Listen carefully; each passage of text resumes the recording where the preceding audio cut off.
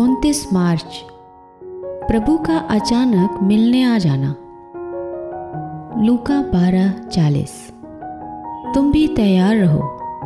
किसी भी मोड़ पर और हर समय यीशु मसीह से मुलाकात करने की तैयारी रखना एक मसीही सेवक की सबसे बड़ी ज़रूरत होनी चाहिए। यह आसान नहीं होता, चाहे हमारा अनुभव कैसा भी क्यों न रहा हो।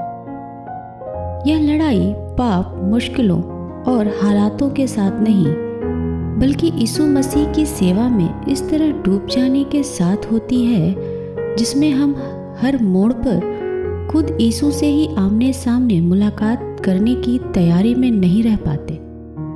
सबसे बड़ी ज़रूरत यह नहीं है कि हम अपनी धारणाओं या धर्म शिक्षाओं या इस सवाल का भी सामना करें कि हम उसके किसी काम के हैं या नहीं, बल्कि ज़रूरत उसके सामने जाने की है।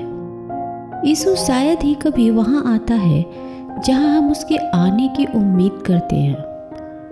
वह वहाँ प्रकट होता जहाँ हमें उसके आने की बिल्कुल उम्मीद नहीं होती, और वह भी हमेशा बहुत ही अटपटी जगहों में। एक सेवक का परमेश्वर के प्रति सच्चा बने रहने का सिर्फ यही तरीका है कि वह उससे अचानक होने वाली मुलाकातों के लिए तैयार रहे। यह तैयारी सेवा से नहीं आती, बल्कि हर मोड़ पर यीशु मसीह की बाट जोहते हुए गहरी आत्मिक सच्चाइयों में से आती है। अपेक्षा का यह आभास, जैसा कि वह चाहता है, हमारे जीवन को बच्चे जैसी हैरानी का मन मिजाज देता है।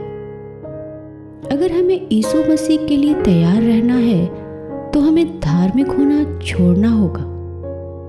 दूसरे शब्दों में, हमें धर्म का इस तरह इस्तेमाल करना छोड़ना होगा मानो यह कोई बहुत ऊंची जीवन शैली है। आत्मिक तौर पर हमें असलियत में आने की ज़रूरत है।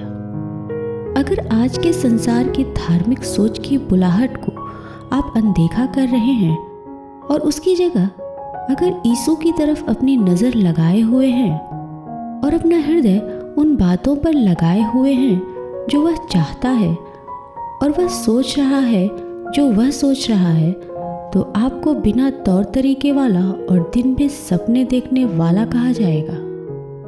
लेकिन काम के बीच में और दोपहर की धूप में जब वह अचानक आ खड़ा होगा, तो सिर्फ आप ही ऐसे होंगे जो तैयार पाए जाएंगे। आप किसी पर भरोसा न रखें, और अगर यीशु मसीह को देखने में इस पृथ्वी का सबसे अच्छा संत भी बीच में आ रहा है, तो उसे भी अनदेखा कर दें।